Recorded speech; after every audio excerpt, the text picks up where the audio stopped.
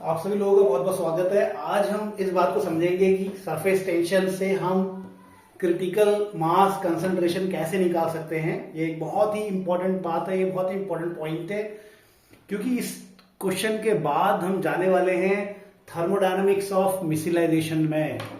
तो thermodynamics of मिसिलाइजेशन हम तब समझ पाएंगे जब हम इस बात को समझें कि कैसे सरफेस टेंशन से क्रिटिकल मास कंसंट्रेशन को निकाला जा सकता है, क्रिटिकल मिसल कंसंट्रेशन को निकाला जा सकता है, कहीं अगर मास बोल दिया होगा। तो कैसे हम क्रिटिकल मिसल कंसंट्रेशन को निकाल सकते हैं with the help of surface tension, या सरफेस टेंशन और क्रिटिकल मिसल कंसंट्रेशन के बीच में किस प्रकार से ग्राफ बनता है, इस चीज को आज हम समझने वाले हैं। तो इसमें दो टॉपिक्स हैं, मैं दोनों टॉपिक्स को फटाफट से आपको बता देता हूं। दो यहाँ पे टर्मिनोलॉजी यूज हो रही है, एक है सरफेस टेंशन, एक है क्रिटिकल मास कंसंट्रेशन। तो क्या है, जिन्होंने अभी तक वीडियोस को नहीं देखा है, जिन्होंने पीछे के कॉन्सेप्ट नहीं समझे हैं, वो फटाफट समझ लेंगे। सरफेस टेंशन का मतलब क्या होता है बच्चों? सरफेस टेंशन का मतलब होता है पृष्ठीय तनाव, उसको हिंदी में कहते हैं। इसको बहुत आसान शब्दों में ऐसे समझ सकते हैं कि जो सरफेस में वाटर का मॉलिक्यूल होता है, उसको नीचे की तरफ से वाटर के मॉलिक्यूल अपनी ओर खींच रहे होते हैं, अपनी तरफ खींच रहे होते हैं। बस इसी वजह से सरफेस के मॉलिक्यूल पे एक फोर्स होता है, एक तनाव होता है, जो सरफेस के मॉलिक्यूल्स को अंदर की ओर धकेल रहे हैं, अंदर की ओर खींच रहे हैं। इसी को हम सरफेस टेंशन कहते हैं। क्या ये बीच वाले मॉलिक्यूल के लिए भी हो सकता है? तो इसका आंसर है नहीं, क्योंकि बीच वाला मॉलिक्यूल तो चारों ओर से घिरा है, इसीलिए उसको चारों ही ओर से इक्वल फोर्स मिलता है, और इसी वजह से बीच वाला मॉलिक्यूल किसी एक तरफ को फोर्स महसूस नहीं करता है, एक अनबैलेंस्ड फोर्स महसूस नहीं करता है। तो सरफेस का मॉलिक्यूल अंदर के मॉलिक्यूल के द्वारा आकर्षण महसूस करता है, अट्रैक्शन महसूस करता है। इसी को हम सरफेस टेंशन कहते हैं सिंपल लैंग्वेज में। और दूसरा टॉपिक क्या है, दूसरा टर्मिनोलॉजी क्या है? तो सरफेस टेंशन तो मैंने आपको बता दिया, और दूसरा टर्मिनोलॉजी क्या है? क्रिटिकल मिसल कंसंट्रेशन। तो क्रिटिकल मिसल कंसंट्रेशन क्या है? क्रिटिकल मिसल कंसंट्रेशन का मतलब होता है कि जिस कंसंट्रेशन में आपके सोप के मॉलिक्यूल या सरफेक्टेंट, जिस कंसंट्रेशन में सरफेक्टेंट मिसल बनाएगा,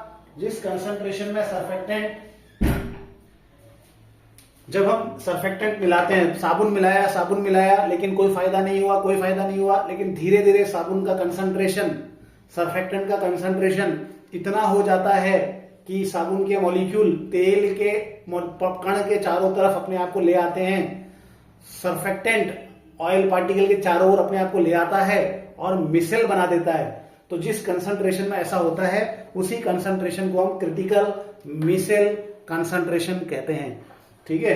तो आखिर मुझे अगर पानी का, जब मैं साबुन मिला रहा हूं पानी में, जब मैं सरफेक्टेंट मिला रहा हूं पानी में, तो पानी में सरफेस टेंशन में बदलाव आता है। तो जब मैं सरफेक्टेंट मिला रहा हूं तो सरफेस टेंशन में बदलाव आएगा। तो उस सरफेस टेंशन में जो चेंज आ रहा है, उस चेंज के आधार पे, उस चेंज के बेसिस पे हम क्रिटिकल मिसल कंसंट्रेशन को निकाल सकते हैं। कैसे निकाल सकते हैं? ग्राफ बनाएंगे, बहुत ही सिंपल सा ग्राफ है, फटाफट से इसको समझ लेते हैं। तो बच्चों, इसके लिए हमें क्या करना है? ग्राफ बनाना है, सिंपल सा ग्राफ बनेगा ये। ठीक है। इस तरफ हम लिखते हैं सरफेस टेंशन, कुछ अभी हम यूनिट कुछ नहीं लिख रहे, बस सिंपल इधर लिखेंगे सरफेस टेंशन, और यहां पे लिखेंगे कंसंट्रेशन ऑफ सरफेक्टेंट की मात्रा, कंसंट्रेशन ऑफ सरफेक्टेंट लिखेंगे। ठीक है। अभी सबसे पहली कंडीशन है कि कुछ भी आपने यहाँ पे साबुन नहीं डाला है, कुछ भी आपने यहाँ पे सरफेक्टेंट नहीं डाला है। तो भैया ऊपर केवल पानी के ही मॉलिक्यूल है, केवल पानी के बहुत सारे मॉलिक्यूल होंगे सरफेस में, बहुत ज्यादा सरफेस टेंशन होगा। हर मॉलिक्यूल नीचे को अट्रैक्शन महसूस कर रहा होगा, हर मॉलिक्यूल नीचे को अनबैलेंस्ड अट्रैक्शन महसूस कर रहा होगा। तो इसी वजह से मैं कह सकता हूं कि सरफेस में बहुत ज्यादा क्या है, सरफेस में बहुत ज्यादा सरफेस टेंशन है। ठीक है, अब क्या करना है, अब आप क्या करोगे, इसमें अगला आगे को बढ़ाओगे आप इसको। अब आप इसमें डाल रहे हो थोड़ा थोड़ा करके साबुन डाल रहे हो, आप इसमें थोड़ा थोड़ा करके क्या डाल रहे हो, थोड़ा थोड़ा करके सर्फेक्टेंट डाल रहे हो। सर्फेक्टेंट क्या है, ये सब मैं पिछली क्लास में पढ़ा चुका हूं।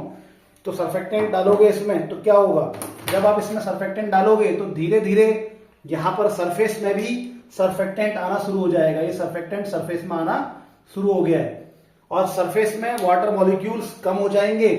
सरफेस में वाटर के मॉलिक्यूल अब कम हो गए हैं, तो वाटर का मॉलिक्यूल कम हो गया तो नीचे की तरफ जो अनबैलेंस अट्रैक्शन था अब वो वाटर मॉलिक्यूल पे धीरे धीरे क्या हो रहा है, कम हो रहा है। और इसी वजह से अब ये ग्राफ जो है, ये वाला जो ग्राफ है सरफेस टेंशन वाला ग्राफ धीरे धीरे कम हो रहा है, कम हो रहा है, कम हो रहा है, कम हो रहा है, इस तरह से।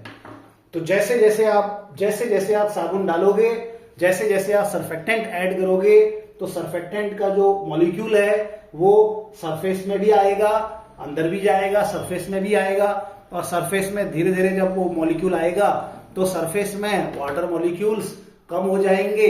अगर सरफेस में वाटर मॉलिक्यूल्स कम हो जाएंगे तो सरफेस में ऐसे पार्टिकल्स कम हो गए जो अंदर की तरफ क्या अनबैलेंस्ड फोर्स महसूस कर रहे हैं, ऐसे मॉलिक्यूल्स कम हो जाएंगे और इसी वजह से सरफेस में सरफेस टेंशन कम हो जाएगा और ग्राफ नीचे को आना शुरू हो जाएगा।